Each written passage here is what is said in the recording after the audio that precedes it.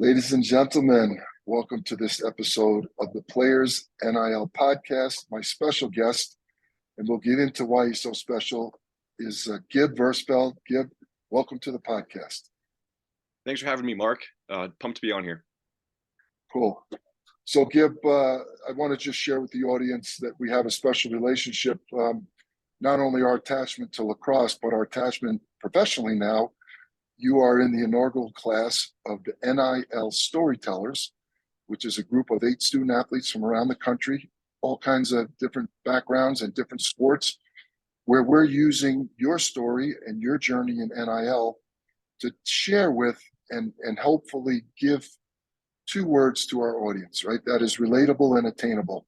So we want to share, some of the things that you've used in your life to get to where you are today, things you're working on in NIL, and to make sure that we understand that not everything has to be $1 million deal.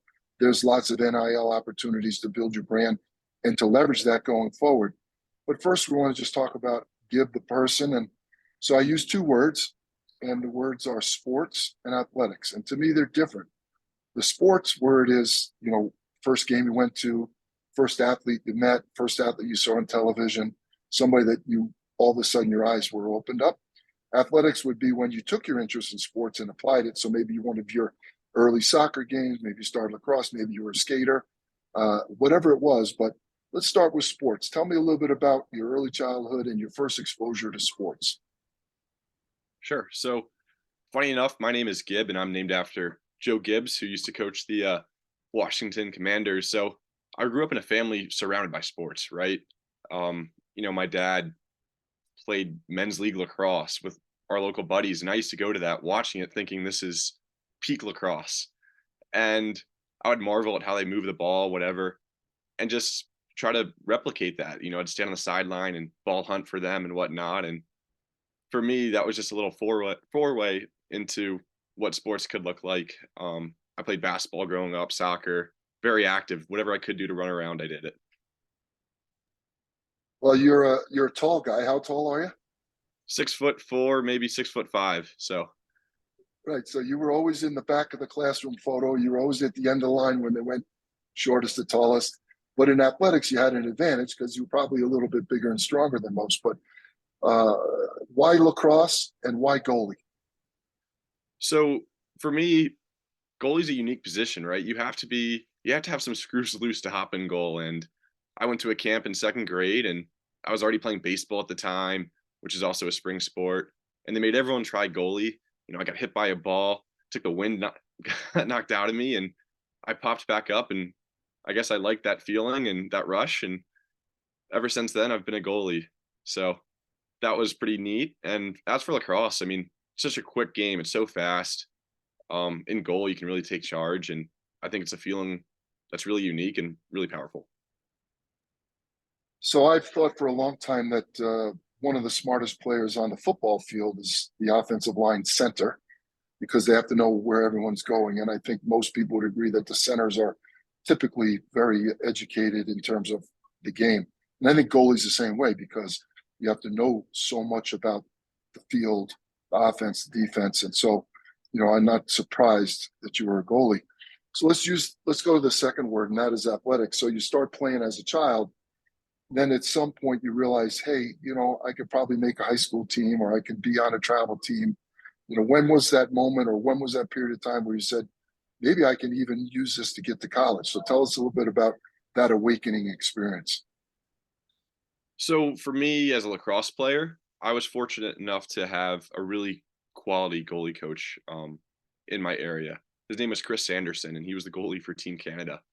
And I was in the 5th grade, and he had shot my dad an email saying, "Hey, I heard you have a son who plays goalie and would love to work with him," right? And for me, my passion, I was still thinking about, our next game or 5th grade, whatever, local recreation team game. But I think my parents realized, they could put me in positions to keep playing and to keep being challenged.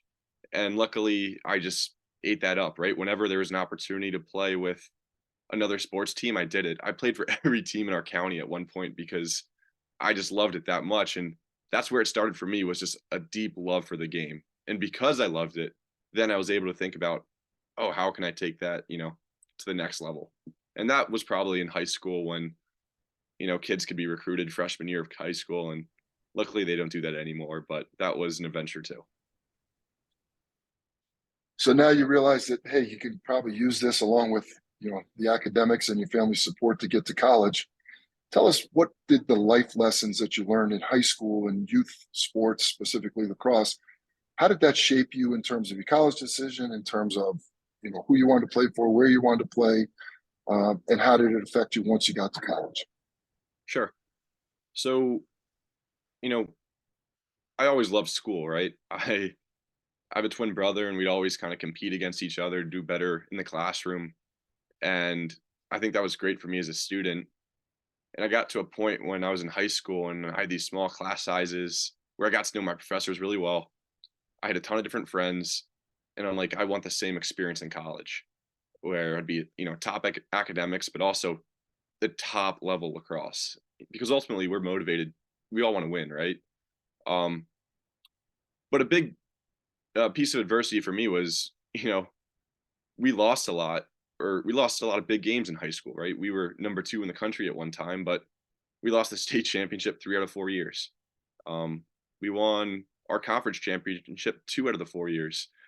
And part of that time I was the backup, right? So I learned pretty quickly what it meant to, you know, not be the starter. And then also when you're the starter, how to handle failure. And I wanted to go to an environment where I could fail, but then achieve and be around a lot of individuals who are willing to fail, but also willing to push themselves to the next level. And, as a goalie, you're going to get scored on 12, 13 times a game. Some people may see that as a failure, but there's always that next shot. And for me, education was a similar thing. Like I wanted to see where I could fail, but where I could achieve as well. So you go to college and, a little bit of ups and downs like every college athlete, but, most people think that sports, adversity, teamwork, discipline, structure, commitment, all those words that we throw around lightly. Any other words that you like to say that you used in your mind when you were using athletics to better your life? I think the main word that, you know, comes to me is probably passion, right? Because athletics taught me how to dive into something and really make it your own. And I first learned that on the lacrosse field and, having success in goal. But then I applied that to the classroom and realized, the same process of doing wall ball every day for lacrosse translates to some complex geometry or whatever. So ultimately, for you to pursue your passions, it doesn't have to be something you're the best at, but it means something you're willing to work towards. And I think that's a good distinction a lot of young athletes can think about nowadays is, you know, how can they look to better themselves and, make one of those areas of difficulty an area that they can really be proud of. I love it. I also love that I learned that you were a twin. I didn't know that. So I love these podcasts. You get to experience Yeah, a lot of new journeys. So July 1st, 2021, name, image, and likeness appears on the landscape for the first time in the history of college athletics. You're a goalie on the lacrosse team, the men's lacrosse team at Johns Hopkins University, one of the most prestigious athletic programs in all of college sports, one of the most prestigious lacrosse programs in college. Tell us about what you're working on in name, image, and likeness and some of the things that you've experienced, and share with our audience some of the lessons you've learned in the first 18 months of NIL. definitely. So for me, I'm building a world class lacrosse brand. Goalie by Gib is the name, where I seek to educate, empower and train and coach lacrosse goalies on how they can be more successful in goal, right? And what that looks like currently, Instagram channel, releasing new drills, insights on my experiences in training, and then I'm working with different club teams, individual lessons, and I go to a bunch of showcases and try to teach and coach goalies the best I can. But as I think back to that July 1st date, right? You know, I think there's this misconception that NIL is, you're going to be signing a deal with the biggest company and that's all there is. But for me, there's so much more. I have this opportunity to go home, and I think back to myself when I was a little kid and the high school kids in my area. Like they were so special. They were like these amazing figures, and I wanted anything to do just to watch them play. And now to put myself on the other side of the coin, right, as a college athlete, and there's a bunch of youths in my area that want to train and want to develop, and that's pretty wonderful because I can I can still have success as an athlete, but I can also build my brand, and share that passion with my surrounding community. I love it. I tell people all the time, I don't care where you go to school or what sport you play, what level you play. If you're a college athlete and you go home to your hometown, you're held in high esteem. You're one of the kids that used athletics to get somewhere, and not everyone's able to do that. Share with us, give us a little bit of insight. What are some of the questions that the kids ask you? So I actually just got a DM today. There's this kid from Colorado. He's a goalie, and lacrosse isn't that big, and he wants to start thinking about how he can reach more goalies and get started, right? And I told him the following three things. Is first, find two champions, right, who could kind of mentor him and guide him in the way. And what I mean by champion is the following. It might be someone in his lacrosse community, right? A club coach who could help connect him with other teams or opportunities to coach. And then somebody on maybe the business side of things, could be a parent, to help you get started. It's so easy in today's day and age to form an LLC or to just do little trainings off to the side. And I don't think kids should shy away from that, right? Like embrace that opportunity. Because when I was younger, right, when I was in college as an undergrad and as a freshman, these opportunities weren't available. And it doesn't just mean coaching, right? You could be a wonderful content creator and you could go out and film that and you could get sponsored for it.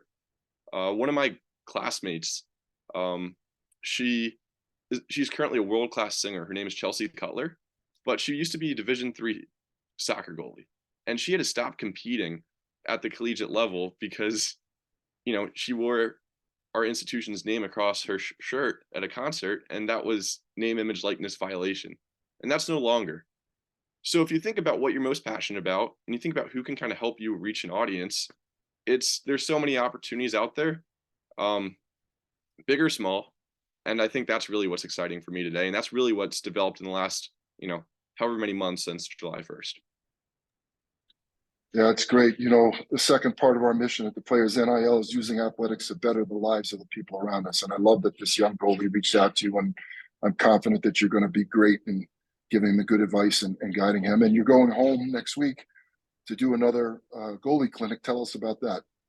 Yep. So I'm absolutely just ecstatic. So I'm hosting a goalie clinic in my local hometown, and basically the goals are just to give these kids a little sense of what it's like to train at a high level with very individual feedback. I did a clinic back in November, completely free. We did a food drive for Thanksgiving, like 111 pounds of food, to our local food pantry, and just the smile on the faces of the volunteers when they received that was just so happy, made it all worth it.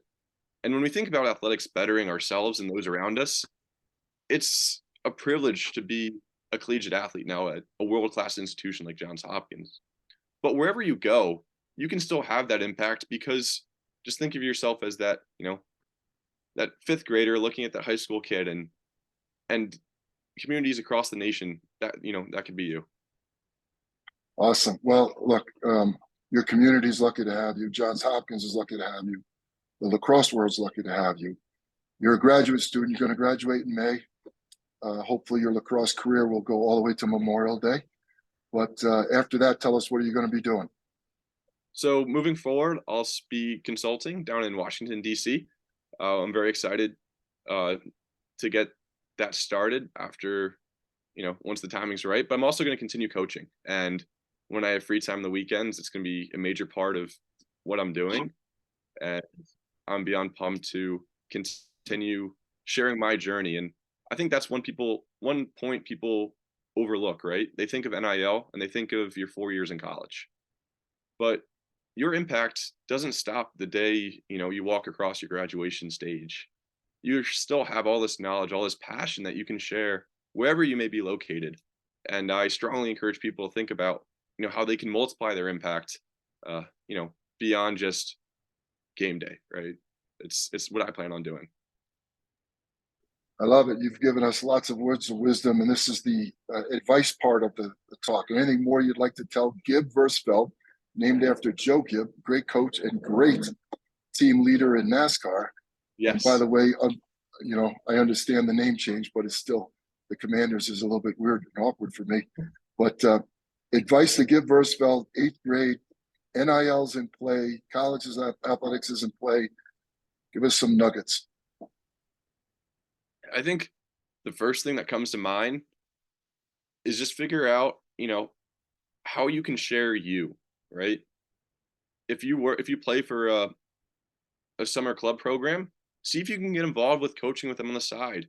Maybe there's a couple kids that you really connect with. See if you can train them on the weekends. I'd also encourage the 8th graders, like if YouTube wasn't that big when I was little, I would go and look on YouTube, look at all the different highlights, see what people are doing, how they're having success at a collegiate level, and just try to emulate that and model it. Um, I'd also probably touch up on some video editing skills and get used to just sharing myself with the world because ultimately, you know, every day is kind of as much as you make it. And a lot of us have really cool stories to tell and don't be afraid to share it. Great advice. Okay. Again, the brand is Goalie by Gib. Tell us where we can find you and how can people connect with you. Definitely. On Instagram at goalie by Gib, and Gib is GIB. You can email me, goaliebygib@gmail.com, or you can look for me along the East Coast working any lacrosse event. Reach out with any questions, lacrosse related or not. You know, I'm here to help anyone and all of you guys figure out what's next for yourselves how you as you guys figure out your impact in your communities and your families and beyond. So excited to follow along. Well, as I mentioned, there's lots of people fortunate to have you in their circle, and I consider the Players NIL very fortunate that you're part of our inaugural class. We're excited to continue to follow your journey and support your journey, not only for yourself, but for your followers and for the kids that you coach. So you've been a great guest, and I just want to say thank you for being part of the Players NIL. Thanks, Mark. I want to echo the same thing. Thanks to Players NIL for this great platform and great education as well on what it means for me to develop my brand and what it means for you all too. Check them out.